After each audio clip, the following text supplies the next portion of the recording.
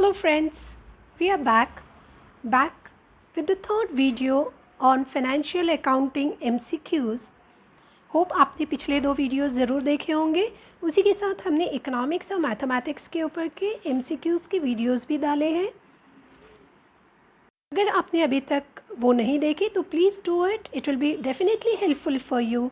So we start. Dash accounting is also called as investigative accounting. तो right answer इसमें से क्या होगा? तो the right answer is forensic. अब फोरेंसिक का मतलब क्या होता है कि जो हम कोर्ट में गवाह के तौर पे यूज़ कर सकते हैं, तो वो अकाउंटिंग जो किसी आप कह सकते हैं क्राइम को या गैर कानूनी काम का पर्दाफाश करने के लिए यूज़ किया जाता है, उसे कहा जाता है फोरेंसिक अकाउंटिंग. तो यूजुअली फोरेंसिक अकाउंटिंग को इन्वेस्टिगेटिव या तहकीकात करने की अकाउंटिंग के तौर पे भी जाना जाता है. अगला देखते हैं. There are dash components of GST in India. तो यहाँ पे जीएसटी का मतलब गुड्स एंड सर्विसेज टैक्स है, जो इंडिया ने वन नेशन वन टैक्स के तहत इंट्रोड्यूस किया है. तो इसके तहत जीएसटी के कितने कंपोनेंट्स हुए? उन्होंने ऑप्शन दिया है 1, 2, 3, 4. सो द राइट ऑप्शन इज़ 3. और वे कौन कौन से हैं? तो वे हैं central goods and service tax, state goods and service tax और integrated goods and service tax. इसका मतलब CGST, SGST और IGST, ये 3 कंपोनेंट्स हैं GST के इंडिया में. Next, the cost of accounting should not be more than the amount of transaction is dash concept. तो option में उन्होंने दिया है मटेरियलिटी, मैचिंग, मनी मेजरमेंट या फिर कॉस्ट. तो आपको मैं पहले सबका अर्थ बताती हूँ. मटेरियलिटी का मतलब होता है वो जिसकी कोई कीमत लगा सके. मैचिंग का मतलब मैचिंग कंसेप्ट हम प्रॉफिट या लॉस निकालने के लिए यूज़ करते हैं. मनी मेजरमेंट कंसेप्ट, इसमें हर एक चीज़ को एक कॉमन डिनोमिनेशन पैसे के रूप में कन्वर्ट करके फिर उसकी एंट्री की जाती है. और कॉस्ट कंसेप्ट मतलब हमने उसके ऊपर कितना खर्च किया, उसे कहा जाता है cost concept. So the right option will be option number 1, which is materiality concept. अब इसका मतलब ये होता है कि छोटे मोटे जो भी खर्चे हैं उसको हम लोग एक अकाउंट के तहत क्लब टुगेदर करते और फिर एंट्री करते हैं. जैसे हम अगर स्क्रू, नट, बोल्ट्स ये सारी चीज़ें खरीदते हैं, ये बहुत छोटी छोटी चीज़ें हैं जिसके लिए हमें बहुत कम कीमत चुकती करनी पड़ती है. तो हम क्या करेंगे, इन सबको इकट्ठा कर लेंगे और कंज्यूमेबल्स या फिर स्पेयर पार्ट्स के तहत इसकी इकट्ठा करके एंट्री करेंगे. अगला देखते हैं. If an article is purchased intra state of ₹40,000 at 18% GST, then how much will be transferred to CGST. देखिए उसने GST का रेट हमें 18% दिया हुआ है, तो हम 40,000 का 18% अगर निकालते हैं तो वो हमें टोटल GST देगा, लेकिन हमें क्या निकालना है? CGST. तो याद रखिए GST को 2 इक्वल पार्ट्स में डिस्ट्रीब्यूट किया जाता है, CGST और SGST के तौर पे. तो 18% का हाफ हो जाएगा 9%, और we are going to calculate 9% on 40,000 which is ₹3,600. So the right option is ₹3,600, जो हम CGST के तौर पे ट्रांसफ़र करेंगे. We go for the next one. Dash accounting is the practice of adjusting the financial statement according to price index. The options that they have given us are inflation, forensic, environmental और human resource. Human resource employee की कीमत क्या होती है उसके बारे में accounting करता है.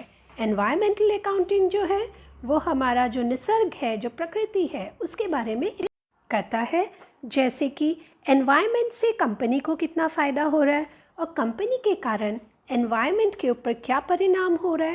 ये सब की अकाउंटिंग एनवायरमेंटल अकाउंटिंग के द्वारा की जाती है. फॉरेंसिक अकाउंटिंग ये तो इन्वेस्टिगेटिव अकाउंटिंग है. बचा इन्फ्लेशन अकाउंटिंग. इन्फ्लेशन का मतलब होता है rise in the price level और fall in the purchasing power of an individual. तो याद रखिए, प्राइस इंडेक्स के साथ कीमत जब चढ़ेगी उसके हिसाब से हम हमारे एसेट्स की वैल्यूएशन करते हैं, उसे कहा जाता है इन्फ्लेशन अकाउंटिंग। तो इन्फ्लेशन का और प्राइस इंडेक्स का बहुत ही करीबी रिश्ता है। We go to the next one. If fire insurance premium is an expense then life insurance premium is dash. Options दिए हुए हैं इनकम, कैपिटल, एसेट या फिर ड्राइंग्स। ध्यान से देखिए, फायर इंश्योरेंस प्रीमियम जो है ये ठीक है, एक एक्सपेंस है, लेकिन लाइफ इंश्योरेंस प्रीमियम जो है ये ओनर की ज़िंदगी के ऊपर निकाला हुआ इंश्योरेंस है, ये उसका पर्सनल खर्चा हो गया, तो ये हो जाएगा drawings. Next, distribution of available cash amongst various Clement first पे डैश। तो जो भी हमारे पास पैसा है उसमें से हम सबसे पहले किसको पैसा देंगे? तो उन्होंने हमें 4 ऑप्शंस दिए हुए हैं, unsecured creditors, realization expenses, partners loan या फिर पार्टनर्स कैपिटल। तो बट ऑब्वियस है कि सबसे पहले हमें रियलाइजेशन एक्सपेंसेस का पैसा निकालना होगा। So the correct option is option number 2, realization expense. Next, statement showing excess capital is prepared to find out dash. अभी जो एक्सेस कैपिटल है जिसे हम स्टेटमेंट शोइंग एब्सोल्यूट सरप्लस या स्टेटमेंट शोइंग एक्सेस कैपिटल कहते हैं, वो हम क्यों बनाते हैं? तो बट ऑब्वियस है, to find out the absolute surplus. So the correct option is option number 3, absolute surplus. We proceed. If assets are 1,50,000, liabilities are 80,000, then own capital is. अभी हमें यहाँ पे कैलकुलेट करना है। उन्होंने एसेट्स की टोटल दी हुई है और लिएबिलिटीज़ भी दी हुई है, तो आपको एक इक्वेशन पता होनी चाहिए which says liabilities plus own capital is equals to assets. इसका मतलब अगर हम एसेट्स में से लिएबिलिटीज़ माइनस करेंगे तो हमें कैपिटल मिलेगा। सो अगर हम 1,50,000 में से 80,000 माइनस करते हैं तो हमें आंसर मिलता है 70,000 which is there on option number 4। So option number 4 is the right answer. Writing liabilities on left hand side and assets on right hand side is a dash, concept, convention, standard, principle. तो right answer है option number 2 which is convention. अब convention का मतलब क्या होता है? जो हम पहले से करते आए हुए हैं हम उसी को आगे करते रहते हैं, that is called as convention. The tradition and the customs that we are following year after year is called as convention. मतलब कई पीढ़ियों से हम वही यूज़ करते आ रहे हैं, उसे हम कहते हैं कन्वेंशन। हमें पता नहीं है हम क्यों लिखते हैं, बस लिखते आ रहे थे और लिखते हैं और लिखते जाएंगे, यही कहता है convention. Next, a piece of land purchase for 5 lakhs is entered in the books at 5 lakhs in spite of its present value being 20 lakhs is dash concept। मतलब हमने एक ज़मीन का टुकड़ा 5 लाख को ख़रीदा था, उसकी किताबों में एंट्री भी हमने 5 लाख की है, लेकिन अगर देखा जाए तो आज की तारीख को उसकी कीमत 20 लाख है, पर हमने 20 लाख पे उसकी एंट्री नहीं की है, हमने 5 लाख पे की गई है। तो इसका मतलब हमने कौन सी कंसेप्ट को यूज़ किया है? तो वो है हिस्टोरिकल कंसेप्ट, जो कहता है कि हमें एसेट्स को उसी कीमत पे एंट्री करनी चाहिए जिस पे हमने उसे ख़रीदा था।